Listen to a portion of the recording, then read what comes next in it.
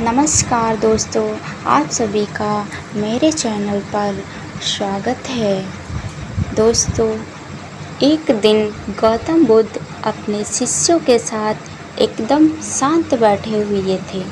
उन्हें इस प्रकार बैठे हुए देख शिष्य चिंतित हुए कि कहीं वह अस्वस्थ तो नहीं हैं।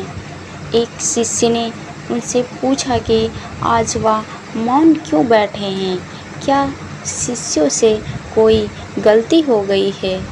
इसी बीच एक अन्य शिष्य ने पूछा कि क्या वह अस्वस्थ हैं, पर बुद्ध मौन रहे। तभी कुछ दूर खड़ा व्यक्ति जोर से चिल्लाया, आज मुझे सभा में बैठने की अनुमति क्यों नहीं दी गई है। बुद्ध आंखें बंद करके ध्यानमग्न हो गए। वह व्यक्ति फिर से चिल्लाया, मुझे प्रवेश की अनुमति क्यों नहीं मिली। इसी बीच एक उदार शिष्य ने उनका पक्ष लेते हुए कहा कि उसे सभा में आने की अनुमति प्रदान की जाए। बुद्ध ने आंखें खोली और बोले, नहीं, वह अछूत है, उसे आज्ञा नहीं दी जा सकती। यह सुन शिष्यों को बड़ा आश्चर्य हुआ। बुद्ध उनके मन का भाव समझ गए और बोले, हाँ, वह अछूत है।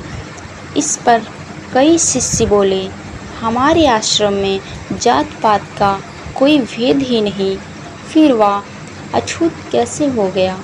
तब बुद्ध ने समझाया, आज वह क्रोधित होकर आया है। क्रोध से जीवन की एकाग्रता भंग होती है।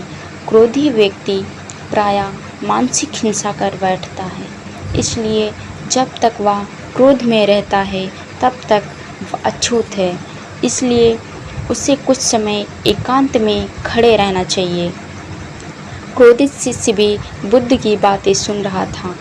पश्चाताप की अग्नि में तप कर वह समझ चुका था कि अहिंसा ही मनुष्य का महान कर्तव्य व परम धर्म है। वह बुद्ध के चरणों में गिर पड़ा और कभी क्रोध न करने का प्रण लिया। दोस्तों, आशा यह है कि क्रोध के कारण व्यक्ति अनर्थ कर बैठता है और पश्चाताप उसे बाद में होता है, जिसका कोई लाभ नहीं मिलता। इसलिए हमें क्रोध नहीं करना चाहिए। असल मायने में क्रोधित व्यक्ति अछूत हो जाता है और उसे अकेला छोड़ देना चाहिए। क्रोध करने से तन, मन और धन तीनों की हानि होती है। क्रोध से ज़्यादा हानिकारक कोई और वस्तु नहीं है।